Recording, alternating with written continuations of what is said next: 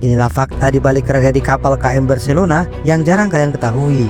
Kita semua tahu bahwa pada Minggu 20 Juli 2025 terjadi sebuah kecelakaan pada kapal KM Barcelona. Hal ini mengakibatkan para penumpang melompat meninggalkan kapal. Netizen pun dibuat terharu dengan sebuah video aksi seorang pria yang tengah menyelamatkan seorang gadis kecil. Pria itu menyelamatkan anak kecil itu dikarenakan ibunya si anak yang sudah tak sanggup lagi untuk berenang. Sontak hal itu membuat netizen menjulukinya sebagai seorang pahlawan. Tapi yang tidak kalian tahu, ada pahlawan sejati di balik semua itu. Itu adalah para nelayan sekitar yang langsung kompak menuju lokasi kejadian. Para nelayan berhasil menolong banyak korban kapal sehingga meminimalisir korban jiwa. Mereka juga layak disebut pahlawan dan layak mendapatkan apresiasi.